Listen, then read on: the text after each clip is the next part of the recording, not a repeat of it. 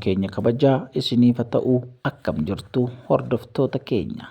Mee amma immoo waa'ee nama jaallatamaa fi kabajamaa Faarfataa Addisuu Waa'imaa irraa waan isiniif qabannee dhufne isiniif dhiyeessinaa nu caqasaan dhaamsa keenya dhaamsa gonfoo miidiyaati.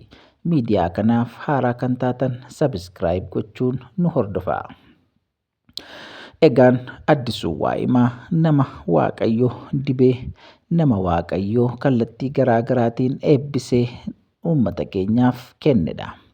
Yeroo garaa garaatti albeemii faarfannaa gosa garaa garaatiin nu eebbisaa tureera. Egaa namni kun nama eessaa akka waamame beekudha. Waaqayyo hunduma keenya iyyuu bakka jaallate keessaa nu waame qaba. Baay'een keenya haalota hin taane keessaa gariin immoo haala hin mijanne keessaa waamamne. Baay'een garuu haalota fokkisoo keessaa waamaman.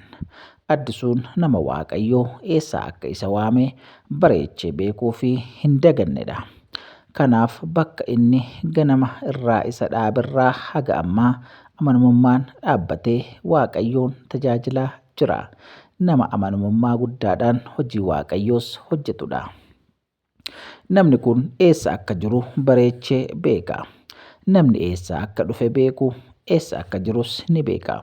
Kanaaf jireenyi hafuura koo maal fakkaata?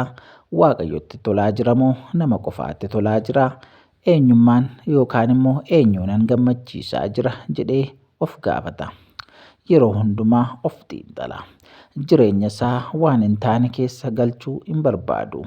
Kana immoo yeroo garaa garaa irratti haasaa inni miidiyaa garaa garaa wajjin godherraallee hubachuu ni dandeenya.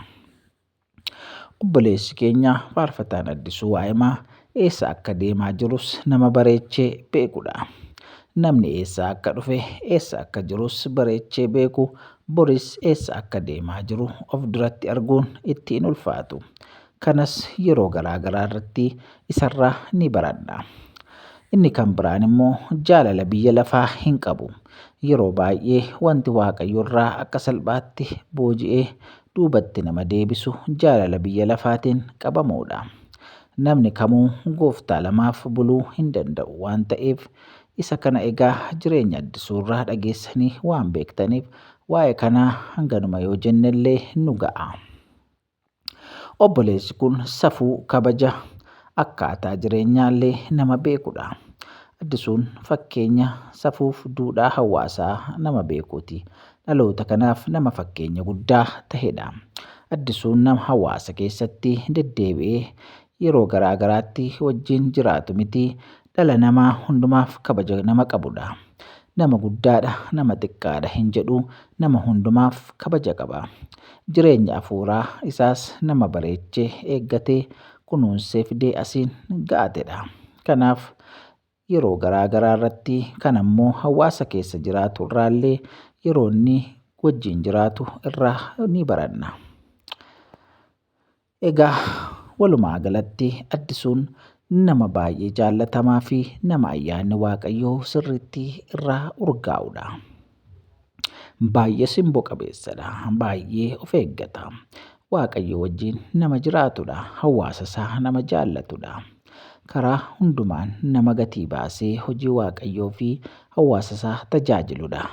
Kana qofaa miti. Har'aaf kanuma isiniif qabannee dhufne yeroo biraa immoo wanta kan biraadhaan hanga walitti deebinutti sabiskiraayib, laayik, sheer gochuu hin dagatinaa.